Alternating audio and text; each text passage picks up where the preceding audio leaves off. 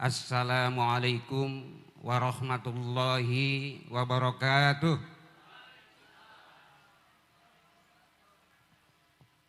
Alhamdulillahilladzi tawahhada bijalali malakutih wa tafarrada bijamali jabarutih. Ahmadu hamda abdin ghariqa fi bihari ni'mati wa ashkuruhu syukra abdin khalasa fi ta'ati. Asyhadu an la ilaha illallahul wahdahu la syarika lahul muta'ali anil musyarakati wal musyakalah. Wa asyhadu anna sayyidana Muhammadan abduhu wa rasuluh alladzi ba'asallahu dinahul qawima ala sairil adyan. Allahumma salli wa sallim ala sayyidina Muhammadin imamil anbiya wa tajil asfiya wa ala alihi wa sahbihi salatan wa salaman daimin mutalazimin ala mamarid duhur wal ayyam amma ba'd.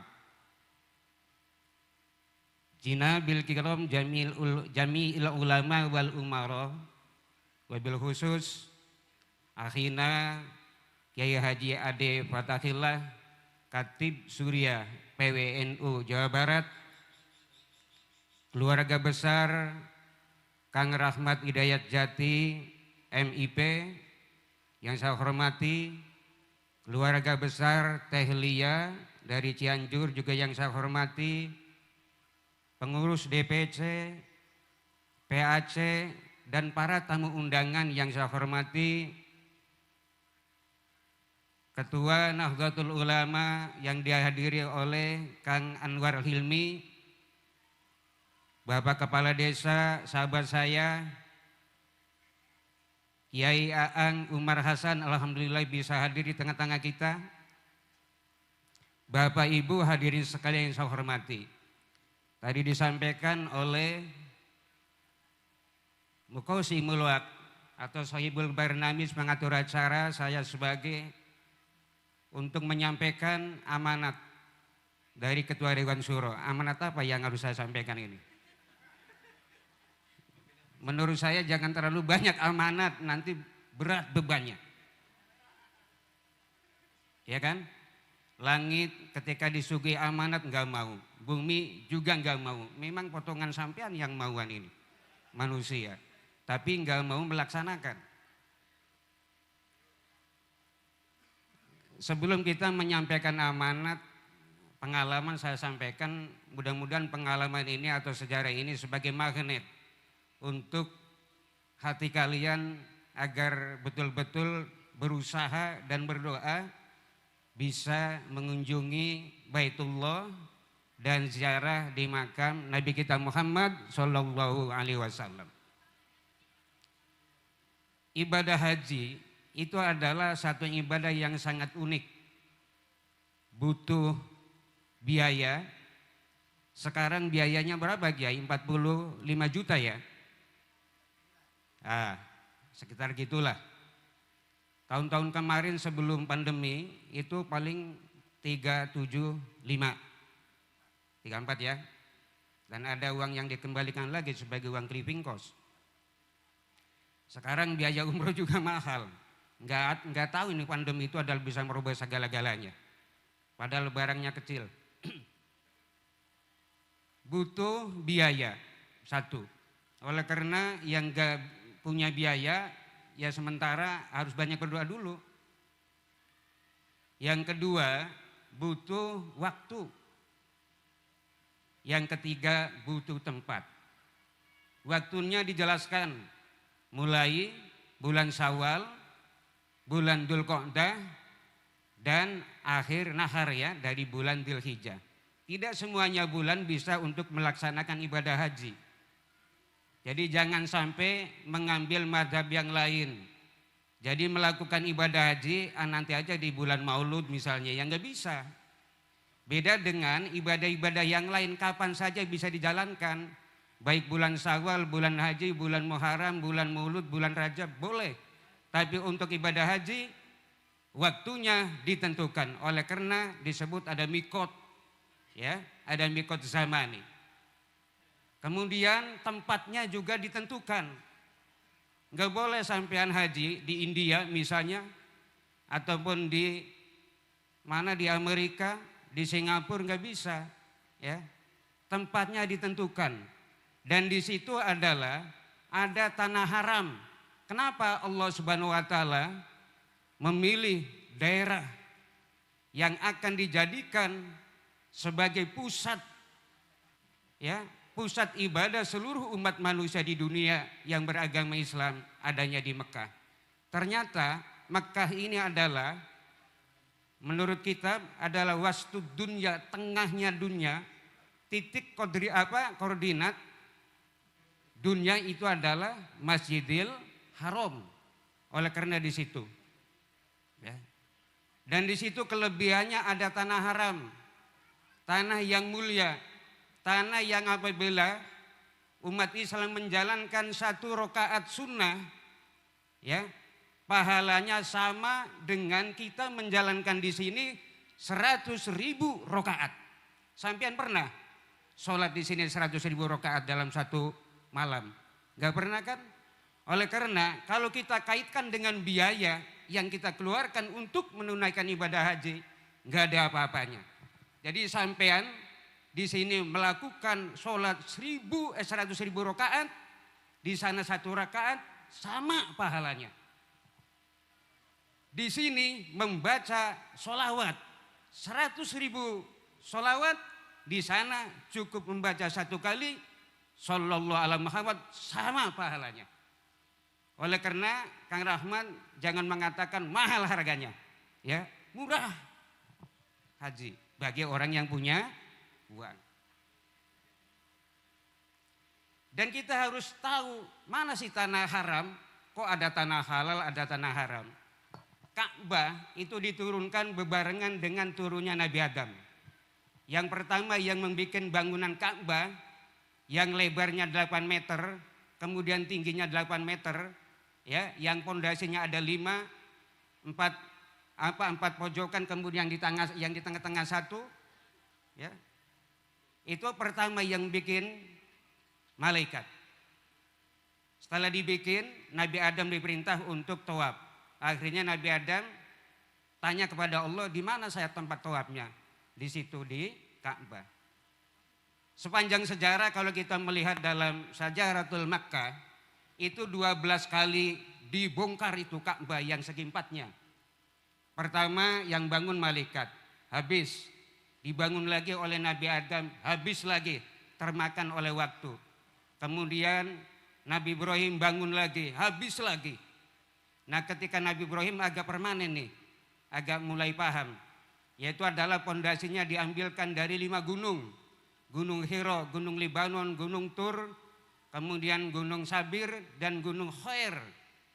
Oleh karena kenapa kadang-kadang orang-orang NU ketika membikin pondok pesantren, membikin majelis, membikin rumah, katakannya batu yang akan dijadikan pondasi datang ke kiai untuk dibacakan sholawat, untuk dibacakan yasin, supaya ada keberkahannya. Itu diawali dari Nabi Ibrahim. Padahal kalau kita secara akal, kenapa Nabi Ibrahim ngambil batu untuk pondasi bangunan Ka'bah, ngambil dari jauh-jauh? Padahal kanan kirinya adalah gunung-gunung yang batu semua, tidak ada rumput satupun. Ini adalah diambil oleh ulama-ulama ahli hikmah, bahwa kalau kita membuat bangunan, yang minta barokah ke Kiai Asep misalnya, Kiai Ade sambil membawa batu, tolong Kiai ini bacakan surat Fatihah 41 kali, sholawat nariyah, supaya berkah, supaya penduduknya di sana itu adalah mudah cari rezekinya, kemudian tidak terlalu selipaham dengan keluarga. Jangan yang diundang adalah bupati misalnya untuk letakkan batu pertama, kiai lah, lebih berharga. Ya kan? Dari dulu. Salah satu batunya itu dari Gunung Tursina. Gunung Tursina itu adalah adanya di Mesir. Ya kan? Yang waktu wakallama Allah Musa taklima, diambil batunya, dijadikan pondasi untuk Ka'bah. Supaya berkah. Oleh karena pengurus PAC kalau bikin rumah undang kiai, suruh baca salat nariyah beri 400 atau berapa, Supaya tapi ngerti ya Kiai. Jangan sambatan. Udah. Selanjutnya habis. Dibangun lagi oleh Nabi Ismail putranya. Habis lagi. Roboh karena nggak ada semen waktu itu mungkin ya Kiai ya. Belum ada produksi semen. Cukup dientep batu aja habis dengan angin. Kemudian dibangun lagi oleh Al-Amaliko. Habis lagi dibangun lagi oleh Zurhum. Habis lagi Zurhum itu adalah salah satu kaum pertama kali yang ada di sekitar Makkah. Kaum Zurhum. Habis lagi dibangun lagi oleh Quraisy. Habis lagi dibangun lagi oleh Qusay bin Kilab. Salah satu kakeknya Kanjeng Nabi yang ada di Yaman. Habis lagi dibangun lagi oleh Abdullah bin Zubair. Habis lagi oleh Yusuf Hijaz. Habis lagi oleh Sultan Murad Al-Utsmani. Yang terakhir adalah oleh Malik Fahad bin Abdul Aziz. Kemudian yang kemarin punya anak jadi raja Abdullah bin Abdul Aziz. Sekarang diganti oleh Salman. Sampai sekarang. Ngerti enggak sejarahnya Makkah? Ya pantesan lama munggah hajinya.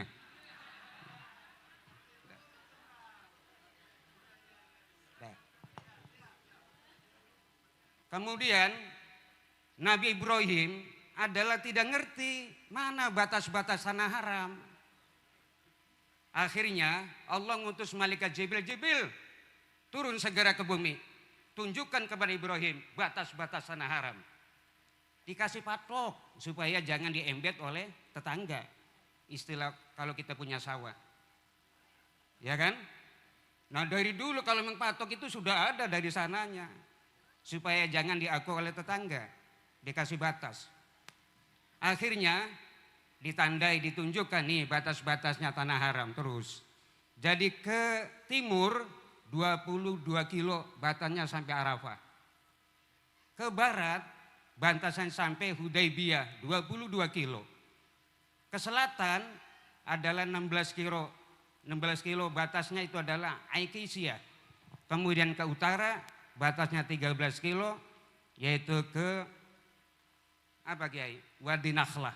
Wadi Nakhlah itu adalah jurang, Nakhlah itu adalah madu. Ada jurang madu di sana.